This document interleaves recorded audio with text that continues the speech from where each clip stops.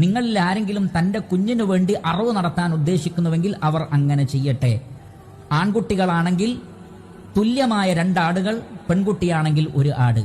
തന്റെ കുഞ്ഞിനു വേണ്ടി ഒരു ഉരുവിനെ അറുക്കുവാൻ, ബലി നടത്തുവാൻ ആരെങ്കിലും ഉദ്ദേശിക്കുന്നുവെങ്കിൽ അവർ അങ്ങനെ ചെയ്യട്ടെ.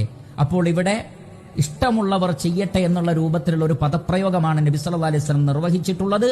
അതുകൊണ്ട് തന്നെ ഇത് സുന്നത്താണ്, പ്രബലമായ ശക്തമായ സുന്നത്താണ്, വാജിബല്ല, നിർബന്ധമല്ല. ചെയ്തിട്ടില്ലെങ്കിൽ കുറ്റക്കാരനായി തീരുകയില്ല എന്നാണ് മനസ്സിലാക്കുവാൻ സാധിക്കുന്നത്. അപ്പോൾ അഖീഖ അറക്കുന്നതിന്റെ വിധി, 7ാമത്തെ ദിവസം അഖീഖ അറക്കുന്നതിന്റെ വിധി എന്താണ്? സുന്നത്തുൻ മുഅക്കദ, പ്രബലമായ സുന്നത്താണ്.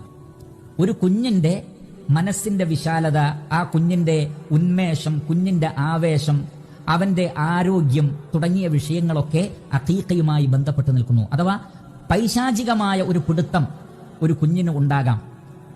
അതിൽ നിന്ന് ആ കുഞ്ഞിന് മോചനം ലഭിക്കുന്നത് ഈ അഖീഖ അറക്കുന്നതിലൂടെയാണ്. അങ്ങനെ അഖീഖ അറക്കുന്നില്ലെങ്കിൽ അത് കുഞ്ഞുങ്ങളുടെ മാനസികമായ വളർച്ചക്ക്, അവരുടെ ഉന്മേഷത്തിന്, അവരുടെ ആവേശത്തിനൊക്കെ അതൊരു തടസ്സമായി നിൽക്കും. പിശാച് അവരെ എപ്പോഴും വലയം ചെയ്തുകൊണ്ടിരിക്കും.